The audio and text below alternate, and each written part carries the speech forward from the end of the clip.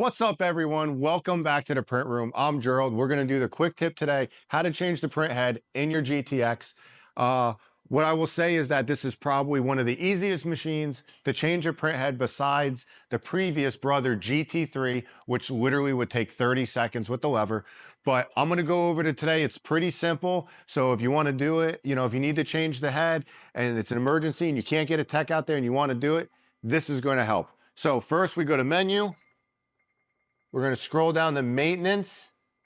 Then we're going to scroll down to head replacement, and we're going to do the white.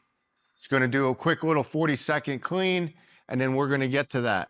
So I got my head here, and you'll see that I got a shirt down here. This is just in case if any ink drips out once we disconnect the ink tube. Sometimes it has a couple drips, sometimes it doesn't, but that's why this shirt is here, just to kind of, not get the platen all dirty. So we got the new white head here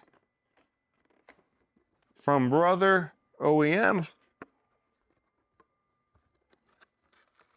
And we make sure we got the Pro GTX 4 Pro white only, okay? Because they are different than the original 422 because of the way it recirculates. Okay, now it's gonna say prepare replacement head. We're gonna hit okay. Refilling sub tank, right? So kind of got unlucky there, but it's okay. We are then going to start pulling this apart to get the new print head out.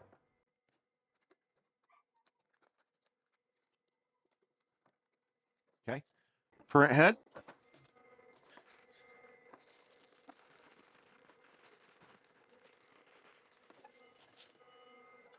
Okay, so we take this out. We got the brand new print head right here.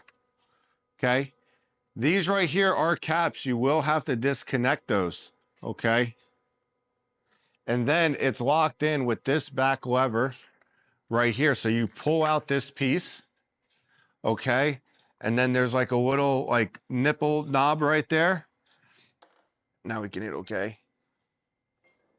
Little nipple knob right there. And then that will allow you then to lift up. You do like a little angle, because on this side here, there's like a little piece that goes underneath the metal. Sorry if it's not all in camera.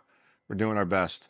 But you will basically angle it a little bit like this, and then it comes out, okay?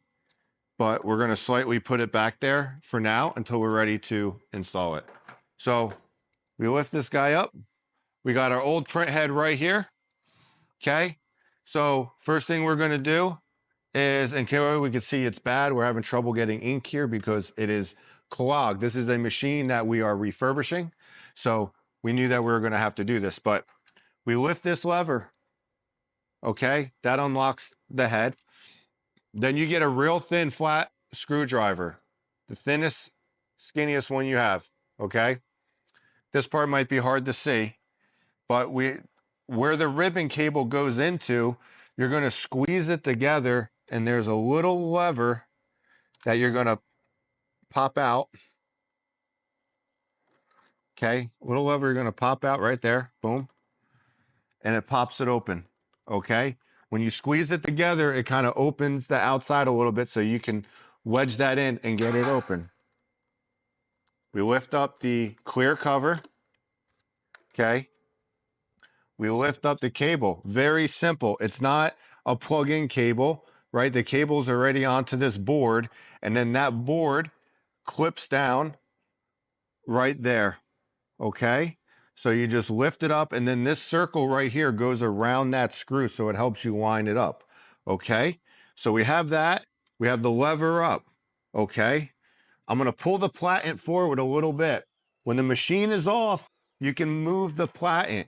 Brother designed it that way. They did really good on doing that, okay? So I move it forward just to catch anything if it falls. Now we start disconnecting the tubes, right? You don't unscrew the top ones, just the bottom ones connected to the head, okay? So I start from the back and I move forward because it's just easier for my hands to get in there. So we got 4 of them. And those are disconnected, right? And if you need to move them more out of the way, you can pop them out of these clips. Now, To get the head out, you're going to lift up the front. Okay, the part closest to you, you're going to lift it up. It's on an angle, and then out it goes. Okay, and you can see some of it's dripping out. And I'm just going to put it over here because the head's bad, so I don't mind. I don't mind it, the print head, touching any. I don't mind the head smearing against something because it's a bad head. Okay, so now I'm going to take these off. Okay, so I took these 4 knobs off. I'm going to just stick them in there. Now, when we put this in, okay, we're going to put the back in first. Sorry. We're going to put the back in first and then put the front down. So it's going to be hard to see, but you're going to see a lever in the back. Okay, you're going to get it in between the lever and the bottom plate. We're not going to be able to show that on video. So lever in the back plate, it angles down and then wedges in. So let me just hook this one guy up because he's kind of dripping. So there is, not sure, we might be getting it in. There's a metal bar there, and there's a little skinny knob on the right side. And this metal plate, wedges in between the little knob and the bar right there. So you got to give it a little bit of effort to push it down and clip in. We good, camera lady? Okay. So brother did that, so it's nicely wedged in. So now I'm connecting the tubes back, okay? They are labeled, okay? 1, 2, 3, 4. Now, what I'm doing is I'm pressing down. I line it up where I want it to be, okay? I press down on the top. I'm pressing down on the top so it's all the way in. Then I'm slowly tightening it. We don't want to tighten it, over tighten it, because you can break the Laurel locks, okay? So you'll feel that, now you don't want it to be loose, but you'll feel like, oh, that's good and tight, okay? Let's get that lined up. So yep, and then I'm just gonna double check the ones in the middle, right? You don't, like I said, you're gonna feel them get tight, but I do press down because I want it to be in all the way before I start to tighten it. Now we take this guy, we run him into this gray clip. I can push this lever down now. I can push that lever down now just to get it out of the way. We take this, we run it in this gray clip, okay, up and over. I can lock that clip, just press it shut and lock it. We take this, line it up in that screw. Perfect.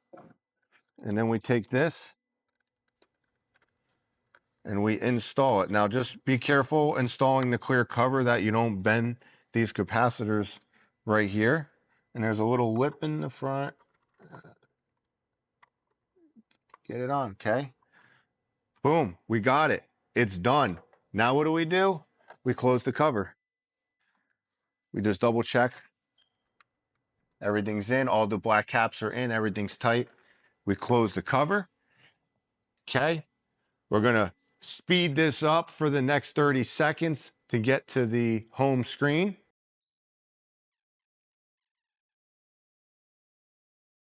Okay, so now it comes up, error, no ink after head change. You're gonna hit okay. You're gonna go down to maintenance. You're gonna scroll down to install ink after replacing head, not initial ink install ink after replacing head, white, okay. And that does it for 4 minutes. I like to do that 2 times and then you're done. Pretty simple to how to change the head. And it's the same way for the CMYK head. You're going to do the same thing except for selecting the CMYK head. And that's it. But always remember, if you don't feel comfortable doing it, please call a certified brother tech that they can help you do it. But if you are a little tech savvy, are a little bit of, good with fixing stuff and you want to do it to save some time and money, clearly you could try it. You own the machines. So Thanks for checking this video out, and I hope it helped. Have a good one.